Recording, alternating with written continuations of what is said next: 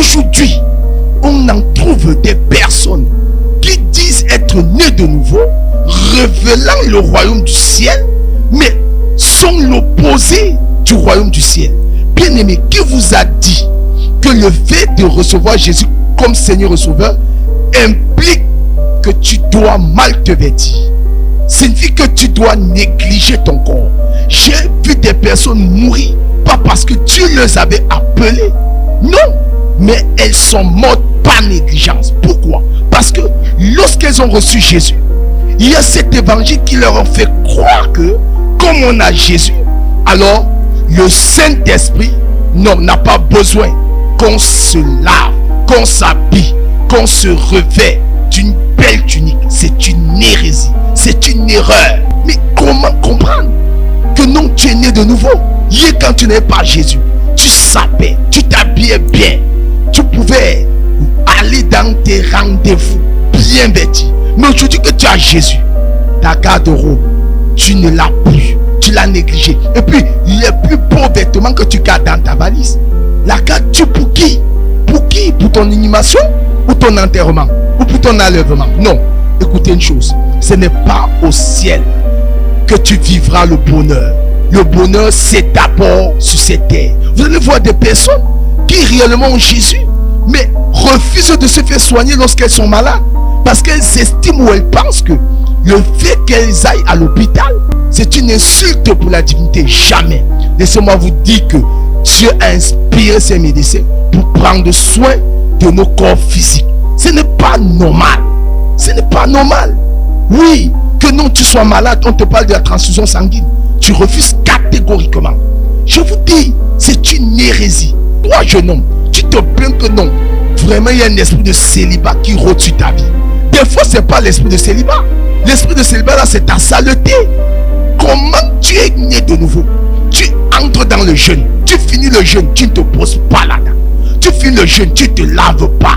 Mais c'est toi qui viens à l'église. C'est toi qui veux te marier. Mais écoutez, vous ne vous mariez pas avec les anges. Ce sont avec des personnes faites de chair. Mais écoutez, la jeune fille là, même si elle a le Saint-Esprit, elle ne mangera pas ta puanteur. Arrête avec ça. Le Saint-Esprit est un esprit de pudeur. C'est un esprit de pureté. Le Saint-Esprit de Dieu ne viendra pas résider dans un corps souillé.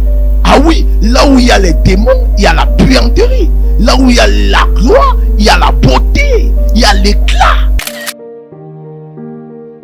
Shalom, shalom, shalom, peuple de Dieu. Je suis le prophète Armel Kenyé. Au plaisir de vous savoir des nôtres dans le cadre, bien sûr, de cette édition. Pour parler de cette exhortation aujourd'hui, nous allons beaucoup plus nous appuyer sur cette thématique. Chrétien, prends soin de ton corps. Chrétien, prends soin de ton corps. Pourquoi est-ce que je le dis? Nous allons nous appesantir dans ce passage biblique tiré d'Esther en son chapitre 2, le verset 12. Prêtez-moi une oreille attentive, je vous en prie. Esther chapitre 2 à son verset 12, je le lis au nom de Jésus. Amen. Chaque jeune fille allait à son tour vers le roi Assuérus, après avoir employé 12 mois à s'acquitter de ce qui était prescrit aux femmes. Pendant ce temps, elles prenaient soin de leur toilette, 6 mois avec de l'huile de myrrhe et 6 mois avec des aromates et des parfums en usage parmi les femmes. Amen. Amen. Alors, chers internautes, écoutez très bien. La Bible dit que Esther, avant de devenir reine, alors pour se rendre, bien aimé, chez le roi Assuérus, qu'est-ce qui se passait au préalable? Il y avait une obligation, une règle qui obligeait à chaque femme de faire sa toilette. De faire sa toilette en utilisant de l'huile de myrrhe à s'embaumant du parfum et des aromates. Écoutez, aujourd'hui, on en trouve des personnes qui disent être nées de nouveau, révélant le royaume du ciel, mais sont l'opposé du royaume du ciel. Bien-aimé, qui vous a dit que le fait de recevoir Jésus comme Seigneur et Sauveur implique que tu dois mal te vêtir? Signifie que tu dois négliger ton corps. J'ai vu des personnes mourir, pas parce que Dieu les avait appelées, Non, mais elles sont mortes par négligence. Pourquoi? Parce que lorsqu'elles ont reçu Jésus, il y a cet évangile qui leur a fait croire que, comme on a Jésus, alors le Saint-Esprit n'a pas besoin qu'on se lave, qu'on s'habille, qu'on se revêt d'une belle tunique. C'est une hérésie, c'est une erreur. Vous ne pouvez pas enlever cette portion d'écriture dans la Bible. La Bible dit qu'Esther non seulement faisait sa toilette et utilisait l'huile de myrrhe, du parfum et de l'aromate.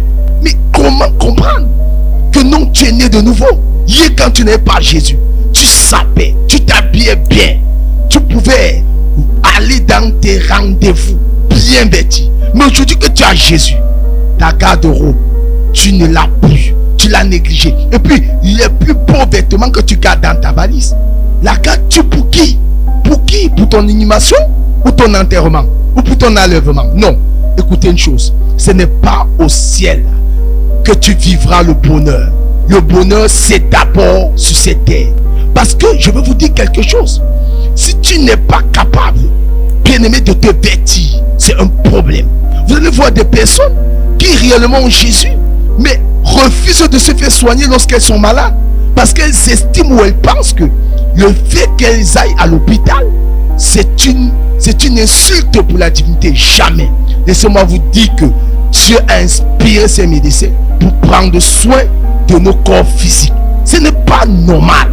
Ce n'est pas normal.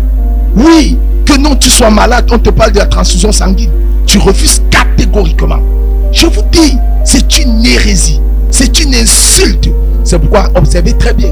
Lorsque de ces personnes ont reçu Jésus, 2 mois, 6 mois après, 1 an après, ne donnent pas le goût de s'attacher à Jésus. Pourquoi? Parce qu'elles se sont négligées. C'est-à-dire, d'autres accusent le célibat. Toi, jeune homme, tu te plains que non. Vraiment, il y a un esprit de célibat qui rôde ta vie. Des fois, ce n'est pas l'esprit de célibat. L'esprit de célibat, là, c'est ta saleté. Comment tu es né de nouveau? Tu entres dans le jeûne. Tu finis le jeûne, tu ne te poses pas là-dedans. Tu finis le jeûne, tu ne te laves pas. Mais c'est toi qui viens à l'église. C'est toi qui veux te marier. Mais écoutez, vous ne vous marierez pas avec les anges. Ce sont avec des personnes faites de chair. Mais écoutez, la jeune fille là, même si elle a le Saint-Esprit, elle ne mangera pas ta puanteur. Arrête avec ça. Je ne te demande pas de faire des choses au-dessus de tes revenus. Non. Le peu que tu as, mets-le en valeur. Mets-le en valeur. Que lorsqu'on te voit, on a le goût de servir Jésus. Lorsqu'on te voit, on sait réellement que tu appartiens à un royaume bien-aimé de pureté. Le Saint-Esprit est un esprit de pudeur. C'est un esprit de pureté. Le Saint-Esprit de Dieu ne viendra pas résider dans un corps souillé. Ah oui, là où il y a les démons, il y a la puanterie. Là où il y a la gloire, il y a la beauté, il y a l'éclat. Mais quand on te voit, depuis que tu as donné ta vie à Jésus, tu as jeté tes parfums. Tu as dit non, je ne mets plus de l'huile sur moi. Erreur. Mais écoute, je suis d'accord que le Saint-Esprit de Dieu parfait descend sa belle odeur. Mais attention, à un niveau dans la vie, il faut se rendre belle. Il faut se rendre beau. Oui, ma soeur, aujourd'hui, te plains. Je n'ai pas de mari. Je n'ai pas de mari.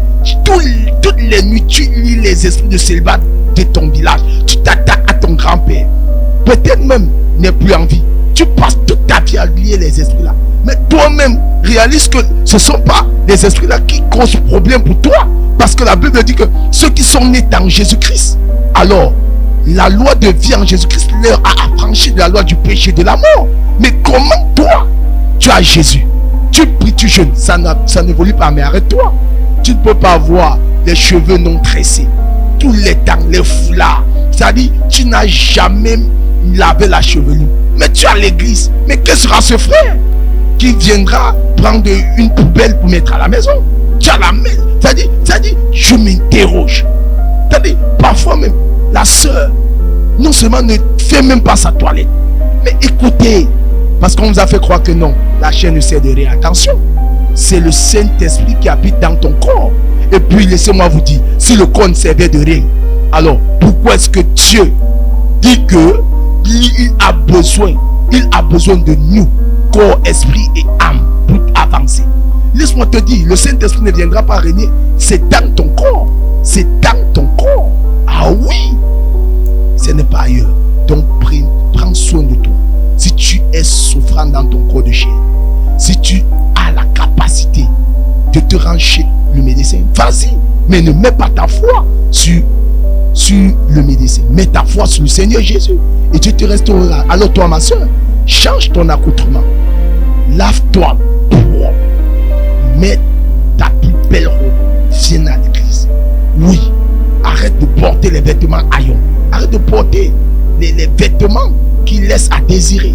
On dirait que non, ton Jésus n'est qu'un Jésus de misère. C'est pourquoi personne autour de toi n'a le désir, l'engouement de servir Jésus. Parce que tu leur as laissé comme message: quand on sait Jésus, on est sale. Quand on sait Jésus, on est pauvre. Quand on sait Jésus, on est misérable. Erreur. Ah oui, notre Jésus est un Dieu de gloire. Et qui dit gloire parle de propriété. Qui dit propriété parle d'éclat. Qui dit éclat parle de pudeur. Donc pureté également. Donc, si tu as été béni par cet enseignement, surtout n'oublie pas de liker, partage. À nos prochaines éditions. Shalom. Suivez les programmes du ministère du Salut en continu sur nos plateformes Facebook et YouTube. N'oubliez surtout pas de liker et partager.